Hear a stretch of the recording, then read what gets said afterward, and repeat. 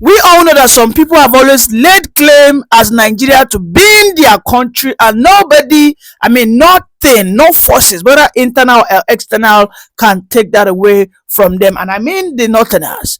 But it seems as that November 1st will be the day that narrative will change. Because since yesterday, Donald Trump mentioned a word while he was in the Air Force plane. He said Biafra. He said Christians dominated areas have been killed and a 6-day solutions will be provided. That's one. Secondly, we have it that President Tinubu has shut his doors to the Muslim Umars. These are the people who are the religious elite controlling the north, controlling the minds of the people there, who will always preach the superiority of Islam above every other religion and tribes. He has shut his doors because he has simply planned to go to the presidency, where he intends to submit the names of the terrorist funders.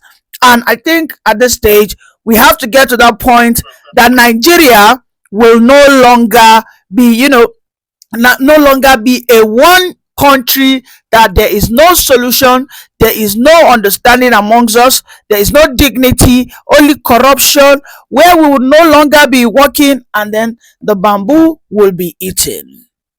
This is the case we have today, and I dare say that Tinubu has every opportunity, without setting this country on fire, without setting this country ablaze, by going with the possible solutions the Nigerian people have always clamored for many years. That is a peaceful dissolution of the country. Nigeria as a one entity is nothing but a mirage. We will never work. And let me read you through some solutions that Donald Trump, the European Union, because listen, there's a very, very a clever word being said, which is an idea whose time has come cannot be seized. An idea whose time has come cannot be denied. The European Union, led by Donald Trump, are growing a serious interest on the issue of the Nigeria. The Fehlinger Doctrine for Africa. I read. He said, Africa is entering its final stage of decolonization. The era of oversized, pay attention, failed post-imperial states is ending. Nigeria today, whether you like it or not, is still an imperial state, of course, ably led by the Hausa Fulanese. And yes, the seat of caliphate holds there in that state, that imperialistic, vassal state. He said, according to this Fehlinger, according to the 1884 Berlin, borders were drawn. But today, we need to have new democratic states that must be, smaller in size. Because when a country is smaller in size, it takes into cognizance ethnic cohesion. These are the things that happens in Yugoslavia. You remember when Soviet Union was so large and so big, some people felt eternally marginalized. In that Soviet Union, as at then, you have the likes of Kosovo. You have the likes of Croatia. These states today are very rich. In fact, Croatia is as rich, is almost 5 times richer than Nigeria. But these are countries that are not even as big as Lagos State. He said, when they are small, there is better governance, closer to citizens, less corruption, more investment, more stability. And the European Union, powered by the America, are ready to work for this. But their condition is, most of these countries that are ready to align with this initiative must be Western allies. That means they must not be closer to Russia, they must not be closer to China and whatnot. As for me, I agree wholeheartedly with these new solutions. But we know that some people will not want it. We know that the last time we saw an bad governance protest in Nigeria, there was only one flag, an intentional flag that was being waved, and that was the Russian flag. One thing is this: the colonial masters have their own role to play. In every country in the world, for you to actually get to that true sovereignty that you have always clamored for, most especially in this country, be it Oduduwa Republic, be it Biafran Republic, be it Ariwa Republic, and most importantly, be it the Middle Beltons, we cannot single-handedly fight the war. The Sudanese couldn't have fought the war until the America intervened and there was an internationally supervised referendum, and today we have South Sudan splitted out peacefully. You will not see the videos of people being cold-blooded killed in South Sudan, because the South Sudans are basically Christians, predominantly 90% of them are Christians. There is no religious tension. The corruption in there has dropped drastically. What they are grappling with now has to do with good governance, and of course that will be sorted out in due course. Go and check the rapid development that they have seen, because South Sudan is even less than, I think this happened in 2012 or so. They are less than 15 years, but go and check the rapid development that they have seen. Meanwhile, in Sudan, which is still very big, they are still in state of chaos. This is the fate that has bedeviled Nigeria for over 60-something years. It is not rocket science. Why do you think Singapore was able to rise rapidly? In less than 15 years, Singapore became a force to reckon with at the global stage at the very instant they left Malaysia. What do you think? Kesinga or Kelinga, that guy that I read his diplomatic solutions, he said that the Central Europe would have been so poor if there was never the American intervention to disintegrate the Soviet Union. Some parts of the Eastern Europe into the Central Europe that captures the likes of Estonia, Luxembourg, Croatia, Yugoslavia, Slovakia. These are countries that wouldn't have been able to call themselves rich, developed, if they had not had a peaceful breakaway. Dare say Tinubu has that opportunity today right before him.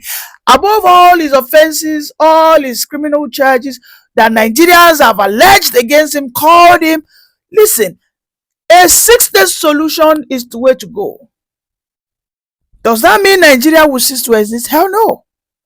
But Nigeria can become the Switzerland of Africa. Yes. Then Nigeria can now be called a united or a conglomerate or a confederation of Nigerian states. If that is not the case, then Tinubu will be a failure, just as his predecessors, the likes of Obasanjo, the likes of Yaradua, the likes of Jonathan, who never had the balls of steel to look at the deep root cause of the problem that we have as a nation. You know, Tinubu wants to bring in so many laws, tax laws, state police. All these things will not work for as long as we remain one, because some people will fight against it.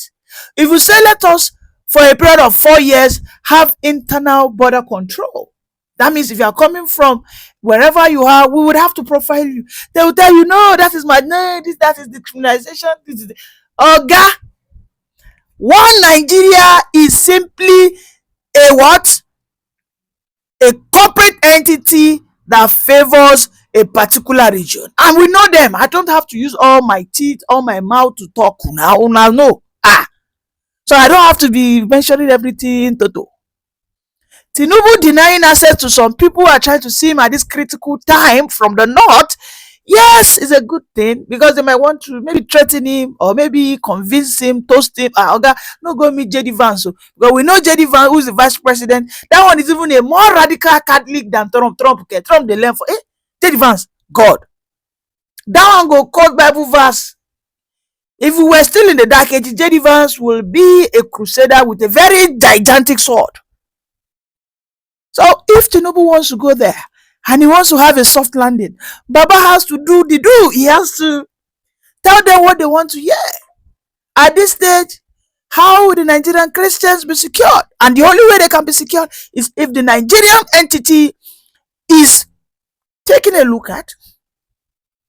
There is a new constitution that guarantees that, a constitution that would probably tell us we are now being governed in form of our regions. That's it. If he says otherwise, oh, Nigeria, okay, Pastor Kumi yesterday, because there was a propaganda against him. You people, it's just sad that some pastors are cowards, some pastors are betrayers. And as a matter of fact, this is why you see my church attendance has reduced drastically. I'm a redeemer, my church attendance has reduced. I cannot be attending redeemer and I'm not seeing my father in the Lord not speaking in favor of this thing that is going on. A redeemer went to Abuja to preach, they cut and come out. Islamic radicals. And we want to pretend that there's religious tolerance, there's religious freedom. But about you yourself, Adeboye, can you go to North and stay on the street and say you want to have open crusade? You cannot do it.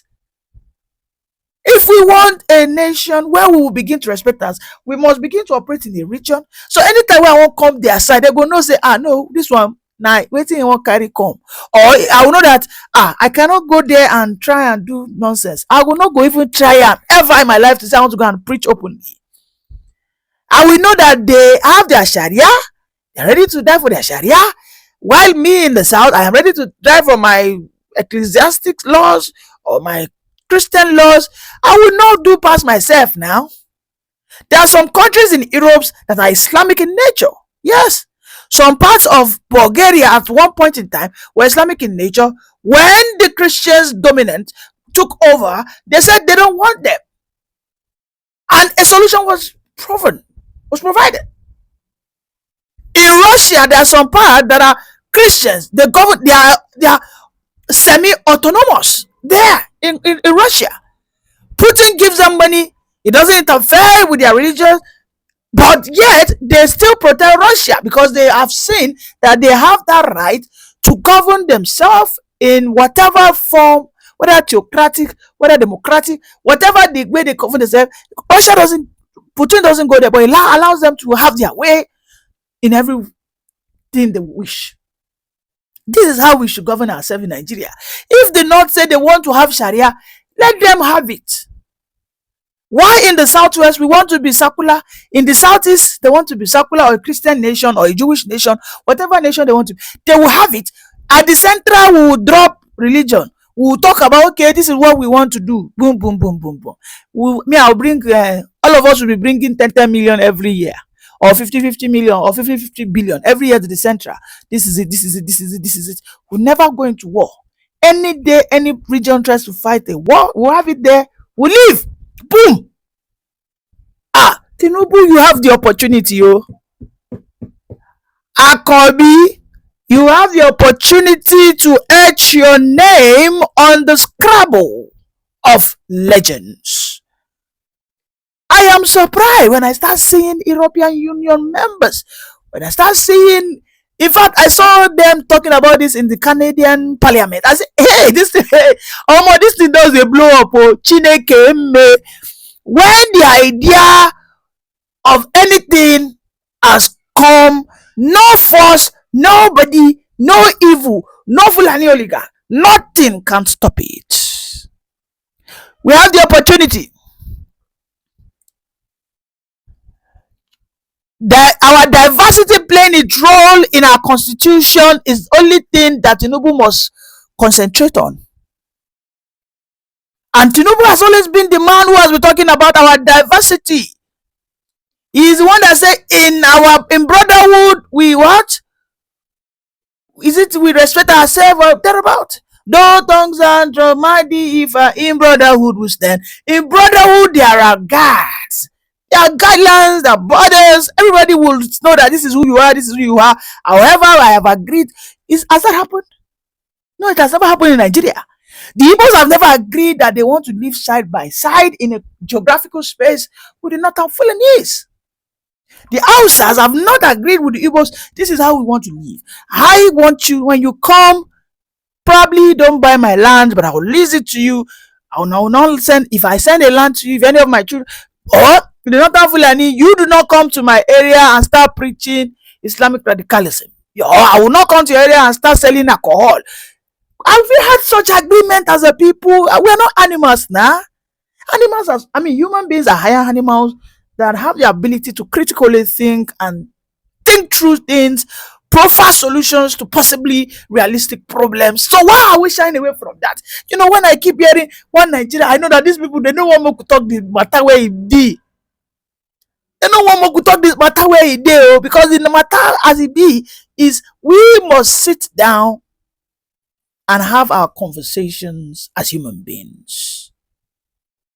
I cannot continue to say that in the military, I look at the military, we say we are one Nigeria, we are not having equal numbers of ethnic or regional representation. I